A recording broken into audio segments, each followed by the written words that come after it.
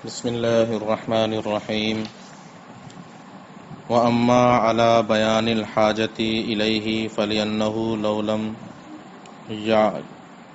يَعْلَمْ غَايَةَ الْعِلْمِ وَالْغَرْضَ مِنْهُ لَكَانَ طَلَبُهُ عَبَثًا وَأَمَّا عَلَى مَوْضُوعِهِ فَلِأَنَّ تَمَايُزَ الْعُلُومِ بِحَسْبِ تَمَايُزِ الْمَوْضُوعَاتِ فإن علم الفقه مثلا انما يمتاز عن علم اصول الفقه بموضوعه لأن علم الفقه يبحث فيه عن افعال المكلفين من حيث انها تحل وتحرم وتصح وتفسد وعلم اصول الفقه يبحث فيه عن الأدلة السمعية من حيث انها تستنبط منها الاحكام الشرعية فلما كان لهذا موضوع ولذلك موضوع آخر صار علمين متمايزين منفردا كل واحد منهما عن الآخر فلو لم يعرف الشارع في العلم أن موضوعه أي شيء هو لم يتميز العلم المطلوب عنده ولم يكن له في طلبه بصيرة ولما كان بيان الحاجة إلى المنطق ينساق إلى معرفته برسمه أوردهما في بحث واحد وصدر البحث بتقسيم العلم إلى التصور فقط والتصديق للتوقف بيان الحاجة إليه عليه.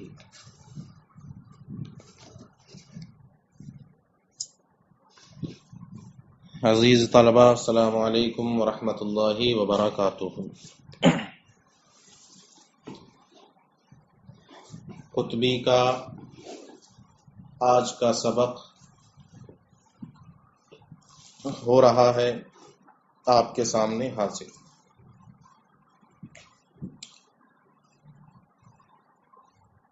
گزشتہ کے سبق میں آپ نے پڑھا تھا کہ اس کتاب میں یہاں مقدمے سے مراد وہ امور ہیں جن پر علم کا شروع کرنا موقوف ہے. چونکہ مقدمے کا اطلاق اور بھی کئی معنوں پر ہوتا ہے مگر یہاں کون سا معنی مراد ہے اس کو انہوں نے بیان کیا کہ یہاں مقدمے سے وہ امور مراد ہیں جن پر علم کا شروع کرنا موقوف ہو، اور وہ امور جن پر علم کا شروع کرنا موقوف ہو وہ تین ہیں: ماہیت علم یعنی تصور علم، غرض علم غایت علم، اور موضوع علم. پھر یہ بیان ہر ایک کی وجہ بیان کرنا شروع کی تھی کہ علم کا شروع کرنا تصور علم پر کیوں موقوف ہے. تو بتایا تھا کہ اگر علم کے شروع کرنے والے کو شروع کرنے سے پہلے اس علم کا تصور ہی نہ ہو تو ایسی صورت میں مجہول مطلق کا طلب کرنا لازم آئے گا، اور مجہول مطلق کا طلب کرنا محال ہے. یہ ایک وجہ تھی، پہلی صورت کی وجہ تھی کہ علم کے تصور پر شروع فی العلم کیوں موقوف ہے. اس کے بعد دوسری چیز آج کے سبق میں شروع کرتے ہیں کہ ضرورت علم غایت علم پر علم کا شروع کرنا کیوں موقوف ہے. جو تین چیزیں تھیں جن پر علم کا شروع کرنا موقوف تھا ان میں سے ایک چیز کو بیان کر دیا کل ہی کہ علم کا شروع کرنا تصور علم پر کیوں موقوف ہے.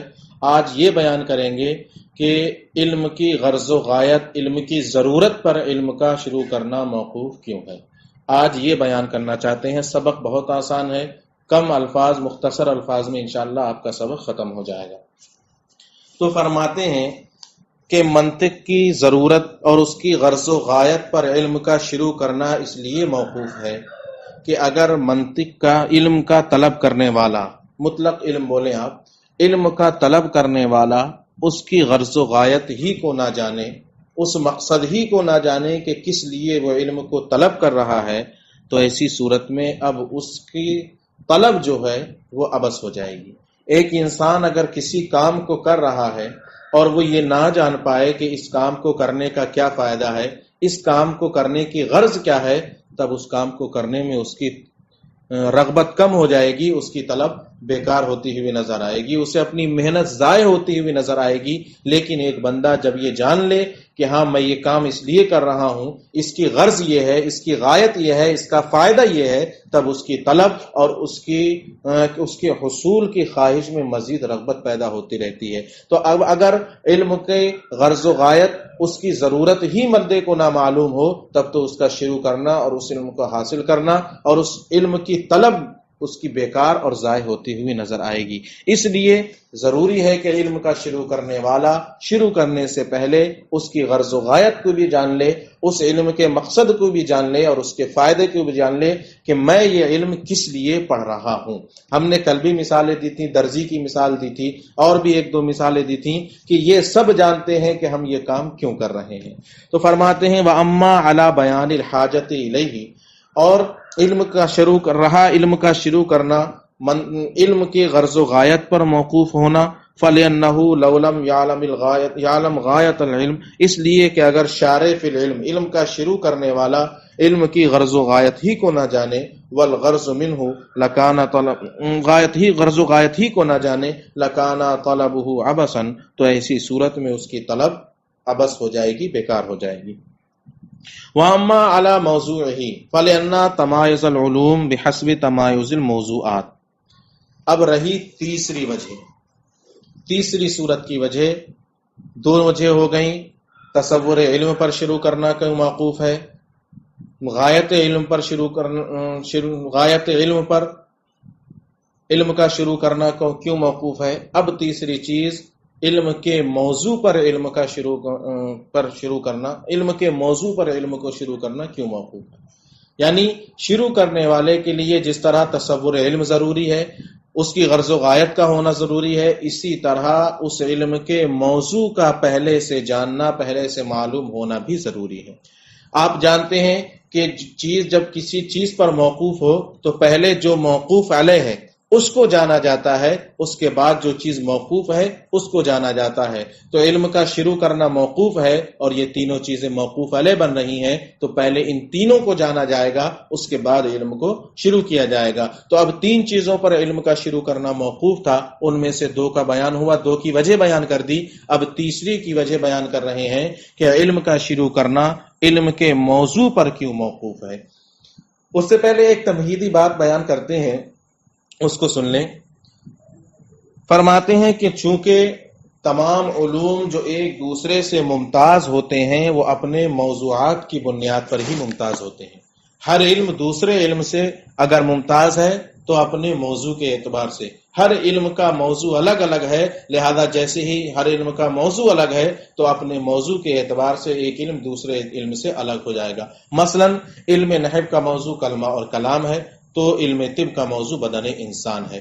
تو اب علم کلام اپنے موضوع، علم نحو اپنے موضوع کلمہ اور کلام کی وجہ سے اب یہ ممتاز ہو جائے گا علم طب سے، کیونکہ علم طب کا موضوع ہے بدن انسان اور علم نحو کا موضوع ہے کلمہ اور کلام۔ اسی طرح ایک مثال اس میں دی ہے علم فقہ اور علم اصول فقہ، یہ دو علم ہیں، یہ دونوں علوم اپنے موضوعات کی بنیاد پر ایک دوسرے سے ممتاز ہوں گے۔ کیوں؟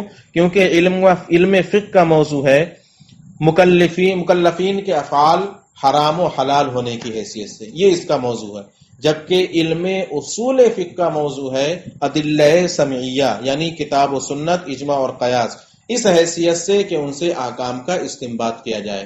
تو علم فقہ کا موضوع الگ ہو گیا اور علم اصول فقہ کا موضوع الگ ہو گیا۔ جب دونوں علوم کے موضوع الگ الگ ہو گئے تو ایک علم دوسرے علم سے اپنے موضوع کے ہی اعتبار سے ممتاز ہو جائے گا۔ تو تمام علوم جو ایک دوسرے سے ممتاز ہوتے ہیں وہ اپنے موضوع کی ہی وجہ سے اپنے موضوع کے اعتبار سے ممتاز ہوتے ہیں۔ اب اگر علم کا شروع کرنے والا پہلے سے اس علم، جس علم کو شروع کرنا چاہتا ہے، اس علم کے موضوع کو نہیں جانے گا، یہ نہیں معلوم ہوگا کہ اس کا موضوع کیا ہے اور دوسرے علم کا کیا موضوع ہے، تو تب تک وہ علم اس کے نزدیک ممتاز ہی نہیں ہوگا، اور جب اس کے نزدیک وہ علم جس کو وہ شروع کرنا چاہ رہا ہے ممتاز ہی نہیں ہوگا، تب تو اس کو طلب کرنے میں بصیرت بھی حاصل نہیں ہوگی۔ اسے یہی نہیں پتا ہوگا کہ میں جو علم حاصل کرنے جا رہا ہوں، شروع کرنے جا رہا ہوں، اس کا موضوع کیا ہے، مختلط ہو جائے، پتہ ہی نہ لگے، مخلوط ہو جائے، تب اس کی طلب میں بصیرت حاصل نہیں ہوگی۔ حالانکہ طلب میں بصیرت کا ہونا ضروری ہے، تو لازم و ضروری ہے کہ کہ پہلے سے موضوع علم کا معلوم ہونا بھی ضروری ہے.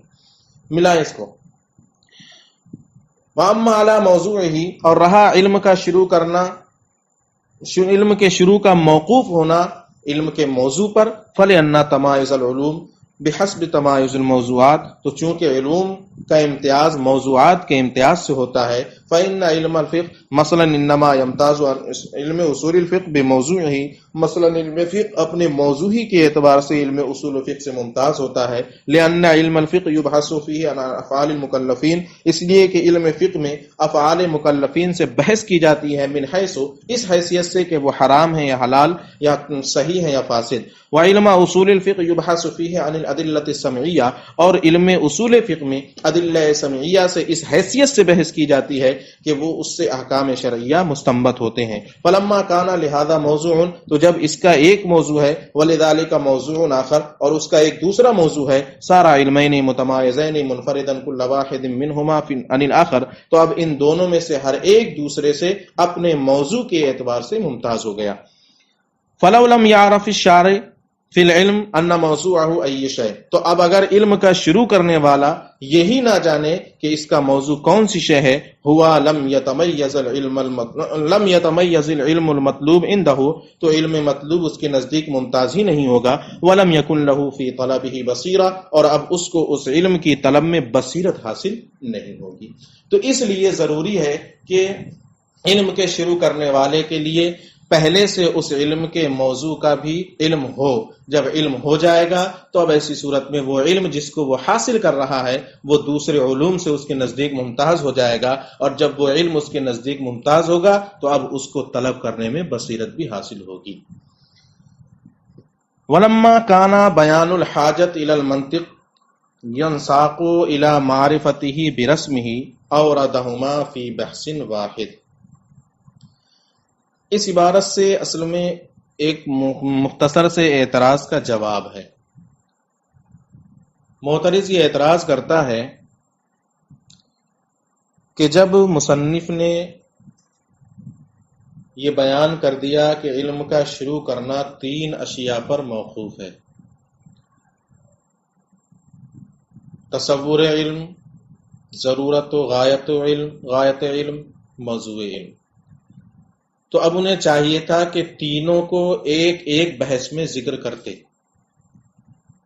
ہر ایک کو الگ بحث میں ذکر کرتے، یا یہ چاہیے تھا کہ تینوں کو ایک ہی بحث میں ذکر کر دیتے. لیکن انہوں نے ایسا نہیں کیا، بلکہ ماہیت علم یعنی منطق کی تعریف اور اس کی غرض و غایت کو ایک بحث میں بیان کیا ہے، اور اس کے موضوع کو ایک دوسری بحث میں بیان کیا ہے. تو 2 کو ایک بحث میں اور 1 کو ایک بحث میں. جب 3 چیزوں پر علم کا شروع کرنا موقوف تھا تو ہونا تو یہ چاہیے تھا یا تو تینوں کو الگ الگ بحث میں ذکر کرتے یا پھر تینوں کو ایک ہی بحث میں ذکر کرتے. یہ کیا طریقہ ہوا کہ ماہیت یعنی ماہیت منطق یا ماہیت علم اور اس کی غرض و غایت کو ایک بحث میں ذکر کیا، اور جبکہ اس کے موضوع کو ایک دوسری بحث میں ذکر کیا. اس کی کیا وجہ ہے؟ اس کا جواب دے رہے ہیں یہاں. فرماتے ہیں کہ اس کی وجہ یہ ہے کہ منطق کی تعریف یعنی اس کی ماہیت اور اس کی غرض و غایت میں انتہائی ربط ہے آپس میں. وہ ربط کیسے ہے؟ آپ جانتے ہیں کہ منطق کی تعریف کیا ہے؟ ایسے قوانین کا جاننا جن کی رعایت ذہن کو خطا فی الفکر سے بچائے، یہ منطق کی تعریف. اور منطق کی غرض و غایت کیا ہے؟ ایسے قوانین جن کی رعایت ذہن کو خطا فی الفکر سے بچائے، یہ اس کی تعریف ہو گئی، ماہیت ہو گئی. غرض و غایت ہے منطق کی غرض و غایت ذہن کو خطا فی الفکر سے بچانا، ذہن کو خطا فی الفکر سے بچانا. اب دونوں میں ربط. تعریف ایسے قوانین کا جاننا جن کی رعایت ذہن کو خطا فی الفکر سے بچائے. غرض و غایت منطق کی غرض و غایت ذہن کو خطا فی الفکر سے بچانا. تو تقریباً منطق کی غرض و غایت ہی سے اس کی تعریف بھی معلوم ہو جا رہی ہے. ہو رہا ہے کہ نہیں ہو رہا ہے؟ منطق کی غرض و غایت ہی سے اس کی تعریف بھی معلوم ہو جا رہی ہے. تو ان دونوں میں بہت ربط ہے شدت کا ربط ہے، اس ربط کی بنیاد پر ان دونوں کو ایک بحث میں ذکر کر دیا اور موضوع کو الگ ایک دوسری بحث پہ ذکر کر دیا۔ فرماتے ہیں وَلَمَّا كَانَ بَيَانُ الْحَاجَةِ إِلَى الْمَنطِقِ يَنْسَاقُ إِلَى مَعْرِفَتِهِ بِرَسْمِهِ أَوْرَدَهُمَا فِي بَحْثٍ واحد، اور چونکہ منطق کی حاجت اور غرض و غایت منطق کی تعریف رسمی ہی کی طرف لے کر جاتی ہے، اس لیے ان دونوں کو ایک بحث میں ذکر کر دیا۔ وَصَدَرَ الْبَحْثُ بِتَقْسِيمِ الْعِلْمِ إِلَى التَّصَوُّرِ فَقَطْ وَالتَّصْدِيقِ لِتَوَقُّفِ بَيَانِ الْحَاجَةِ إِلَيْهِ عَلَيْهِ۔ اب ایک دوسرا اعتراض اور اس کا جواب، یہ بھی بہت آسان بات ہے۔ اب معترض اعتراض کرتا ہے کہ جب منطق کی غرض و غایت اتنی اہم ہے کہ اسی سے اس کی تعریف رسمی بھی معلوم ہو رہی ہے، تو اب یہاں سے بحث منطق کی غرض و غایت سے شروع کر دینا چاہیے تھی، حالانکہ مصنف نے ایسا نہیں کیا، بلکہ اب علم کی تقسیم شروع کر دی تصور اور تصدیق کی طرف۔ تو جب منطق کی غرض و غایت اتنی اہم ہے کہ اسی سے منطق کی تعریف بھی معلوم ہو جا رہی ہے، منطق کی تعریف رسمی حاصل ہو رہی ہے، تو اب یہاں سے بحث کا آغاز اس کی غرض و غایت سے کرنا چاہیے تھا، لیکن مصنف نے ایسا نہیں کیا، بلکہ علم کی تعریف شروع کر دی کہ علم کی دو قسمیں ہیں، تصور اور تصدیق۔ تو یہ بحث یہاں سے شروع کر دی، حالانکہ غرض و غایت کو یہیں سے چھوڑ دیا۔ تو اب اس کا جواب دیتے ہیں کہ منطق کی غرض و غایت کا جاننا چند امور پر موقوف ہے، چند چیزوں کا جاننا پہلے ضروری ہے، تب سمجھ میں آتا ہے کہ منطق کی غرض و غایت کیا ہے۔ مثلا وہ امور یہ ہیں، علم کی دو قسمیں، تصور اور تصدیق، پھر ان میں سے ہر ایک کی دو قسمیں، بدیہی اور نظری، اور نظری جس کو غور و فکر کے ذریعے بدیہی سے حاصل کیا جا سکے، اور غور و فکر میں انسان سے خطا واقع ہوتی ہے، ہمیشہ غور و فکر صحیح نہیں ہوتی، بلکہ کبھی خطا ہوگی کبھی صحیح ہوگی۔ تو اس غور و فکر کرنے میں خطا واقع ہوتی رہتی ہے، تو اب ضرورت ہے ایک ایسے قانون کی کہ اس کی رعایت کر کے انسان اس خطا سے، اس غلطی سے بچ سکے، اور جو قانون ایسا ہو جس کی رعایت ذہن کو خطا فی الفکر سے بچائے، وہی منطق ہے۔ تو جو منطق کی غرض و غایت ہے وہ سمجھ میں آ رہی ہے کہاں آ کر، کہ جب غور و فکر کرنے میں خطا واقع ہو رہی ہے تو ضرورت ہے ایک ایسے قانون کی جو قانون ذہن کو خطا فی الفکر سے بچائے۔ تو غور و فکر کرنے میں، اور غور و فکر ہوگا کس میں؟ نظری میں، اور نظری کو حاصل کیا جائے گا کس سے؟ بدیہی سے۔ تو بدیہی کا بھی جاننا ضروری اور نظری کا بھی جاننا ضروری، اور بدیہی اور نظری قسمیں ہیں کس کی؟ تصور اور تصدیق کی، اور تصور اور تصدیق قسمیں ہیں کس کی؟ علم کی۔ تو اس کی غرض و غایت کو جاننے سے پہلے ان امور کا جاننا ضروری ہے، اس لیے مصنف نے پہلے علم کی تقسیم شروع کر دی تاکہ جو امور غرض و غایت کے بیان سے پہلے چاہیے ان کو پہلے ہی بیان کر دیا جائے۔ ملا وصدر البحث بتقسیم العلم الى التصور فقط والتصدیق لتوقف بیان الحاجت الیہ علیہ۔ اور اب مصنف نے اپنی بحث کی ابتدا علم کی تصور فقط اور تصدیق کی طرف تقسیم کر کے کی۔ کیوں؟ کیونکہ منطق کی حاجت کا بیان اسی پر موقوف ہے۔ فالحمدللہ علی ذالک۔ عزیز طلبہ، آج کا یہ سبق آپ کا مکمل ہوا، اب آپ اس کو دیکھ لیں اور محفوظ کر لیں۔ ماشاءاللہ بحث آسان تھی، اور مجھے امید ہے کہ آپ سنیں گے تو آپ کو اطمینان بھی ہوگا اور مکمل طریقے سمجھ میں بھی آ جائے گی۔ السلام علیکم۔